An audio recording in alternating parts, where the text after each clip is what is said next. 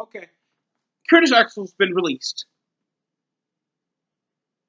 Uh, wow. That's practically the majority of the news. That's the majority of what world culture.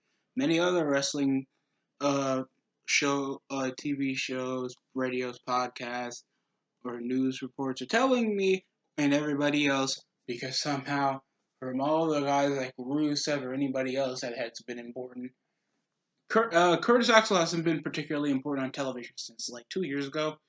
And he was part of the B team as practically a sub jobber SmackDown tag team division that wasn't even going to win the titles anyway, unless you were New Day or the Usos or any other tag team that came from NXT from like a few months from now.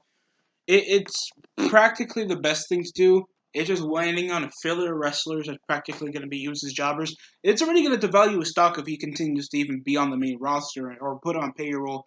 And seeing how the pandemic is slowing down a bit, a lot of more jobs will have to be fished for most guys, and how tough it is currently. I can understand the situation why losing a guy like Curtis Axel, WWE's dick sucking of a lot of generational talent, doesn't always go their way, except a few times. Even though Randy Orton had the career that nobody asked for, but people were at least promised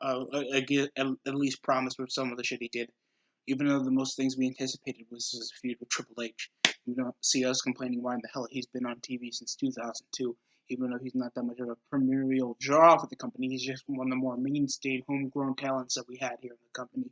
Yet we have a guy like Curtis Axel that's been in the company since '07. Yet he has been in the main roster since like 2010.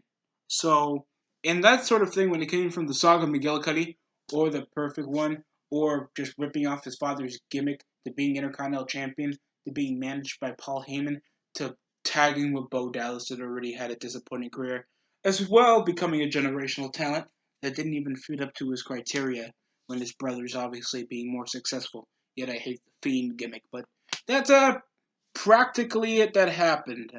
Do I feel like it's rough seeing a guy like Curtis Axel go? Yes. Do you think he deserves more of a chance?